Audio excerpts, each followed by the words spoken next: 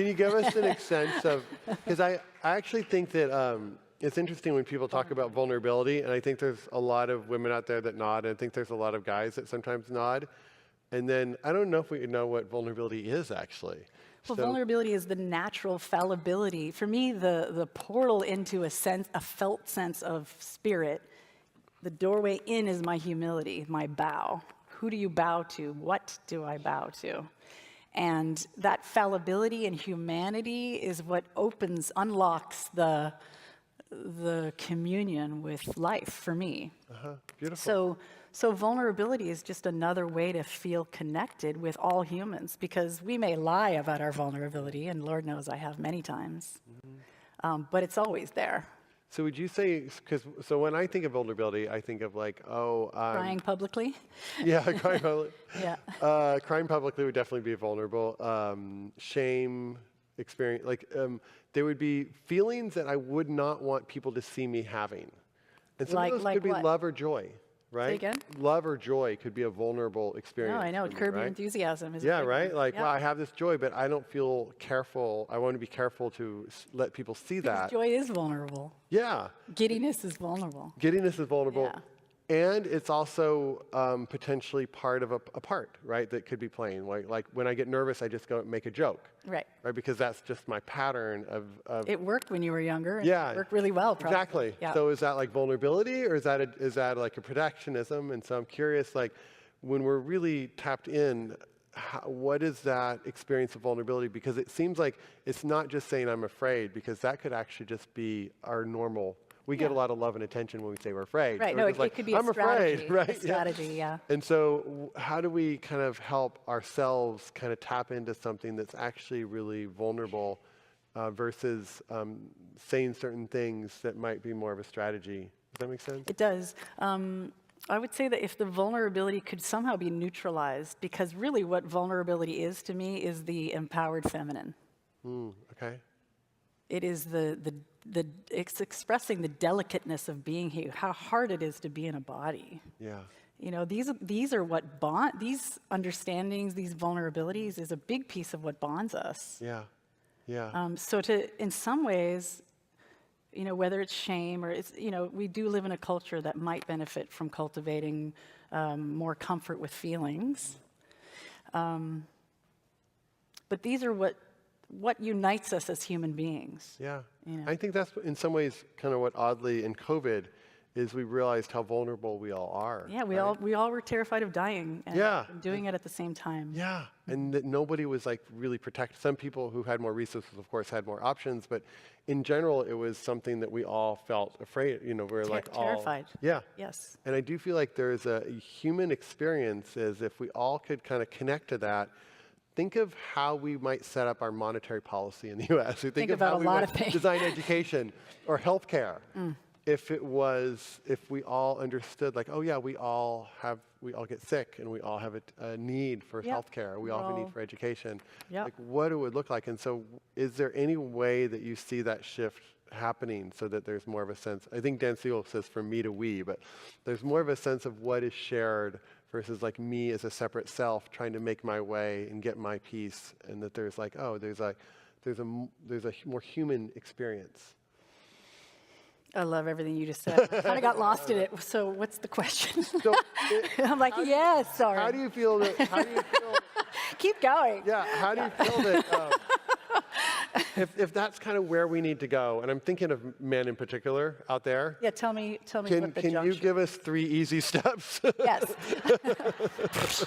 We really need it spelled out. I'm sorry we do, but it's like, yeah, vulnerable. Oh yeah, I'm gonna be vulnerable. All right, I'm gonna be vulnerable. But it's like we really actually don't know what you're talking about. Baby steps, though. Right? Yeah. So I'm looking for like some like, all right, and you gave some, but I didn't know if there was anything you wanted to say that like coaches some of us who will nod our heads. Terrified of vulnerability? Yeah, and it's like it's just never been in our vocabulary, or like we never took a class on vulnerability, and But I don't know if we need to take a class on vulnerability as much as we want to take a class on looking at why we hide it. Yeah. Right? Yeah, and why we hide it, and one way to see it, and you see a few things, is what is the truth of our experience in any given moment? And are we okay with naming that, at least to ourselves, even if we don't name it publicly? So if I'm afraid, can I name I'm afraid? If I'm feeling love and joy and appreciation, can I name that I'm feeling love and joy and appreciation? Now, in the right context, it might be like, well, that's not appropriate. Yeah, but I'm making you a coffee at a barista. I love you so much. Like, it's just I get it. Do you want milk in your coffee? But can I name it myself? And then in the right situation, if it is appropriate, can I name it in the right situation? Like, wow, I'm going into this, I'm kind of nervous. I just need to name that. Yeah. And there is some neuro name it to tame it magic to that. Yeah. And it's also for me to see where there is resistance. Yeah. So. And when you do this, you often point to your body. So it seems like your body is like says a lot. Yeah. Your collaboration support. It's my console. Okay. It's the cockpit. And then what are you reading in your body? Are you reading sensations? Are you reading energy? Is it hard to decipher? Is it hard to say what that? All of those things. So energy, sensation, energy and sensation. Okay. Yes. And there's a feeling of like, can you just go like right now in this moment, if you're tuned into your body, you'll be picking up signals, and the signals will be like.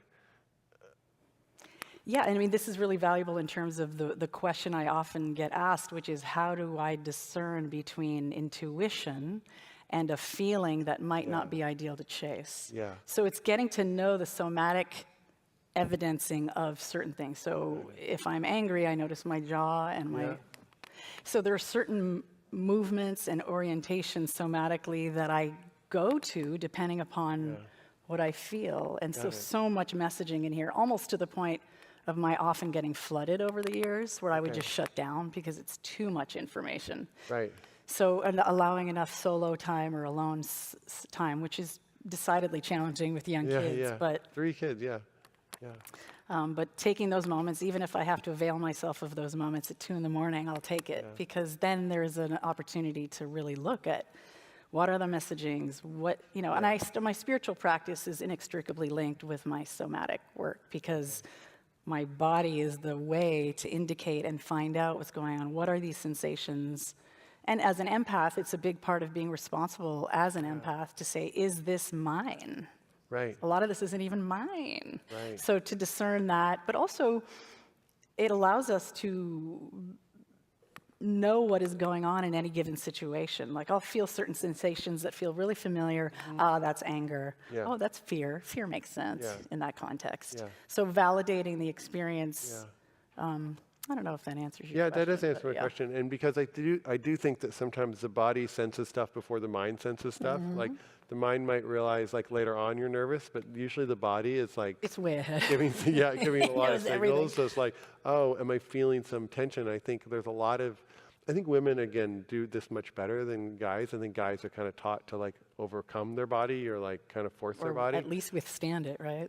And so I do think that there is a certain even vulnerability if you ask somebody, notice what's going on in your body. Right. There's a certain vulnerability to that. Because like, what? I've never, like, nobody's ever asked me that. Why? Also, you know, the big question with people who are beginning, say, somatic experiencing or somatic inquiry is why?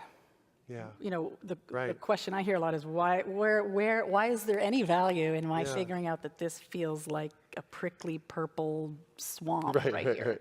You know, and to go deeper to notice how it shifts, and then watching the interpretations too. Like, if there is sensation, do I quickly go to, oh, I'm too scared, I shouldn't do that? And what's your answer for the why? For the why? Why would I? Yeah, if somebody's like, so that sounds kind of interesting, but why? Because of wholeness. You know, it's a map, you know, and I have so many whiteboards at home. If I could fashion them into earrings, I'd just wear them all the time. But it's a map. It's this whole huge, complicated creature, whether it's me or you or anyone I have the pleasure of sitting across from. And the only area where I kind of hit a brick wall sometimes is with personality disorders. So I very much have been inquiring into not only what they are and just studying it very deeply, but getting to the sense of if sociopathy, psychopathic, egregious narcissism, you know, not only the idea of what that doesn't allow for, empathy, curiosity, mutuality, relationality, but also oftentimes those personalities or personality disorders, and I say that in quotes, they find themselves into positions of leadership. You don't say. So for me, it's looking at, and part of my high agenda, leadership sometimes. like, high leadership. If I'm going to follow anyone into a towering inferno, for me, it's going to be a very empathic, deeply thinking, discerning, intuitive, collaborative human. Yeah. So, Yeah. So for me, it's part of my agenda around supporting, deep thinking creatures into positions of leadership if their temperament doesn't want it, is also around this. That's a different emerging of what leadership is. And the styles. I mean, 10 years ago, there were 2 styles of leadership. Yeah. Now there's 72 styles of leadership, and I try them all on for size. But in general, looking at positions of leadership and what that means, and can it become more affiliative, and what styles work in what contexts. I mean, I'm really deep in that rabbit hole. And we have access. I think about it sometimes as capacity and access. Do I have capacity to feel all of it, and do I have access to whatever part I need in a given moment? Nice. And so I need the capacity, and I also need to know, versus like, oh, I am this person. I'm a kind person. It's like, I want to access kindness, but I also want to be able to access anger if I need it, or access another feeling. That's it.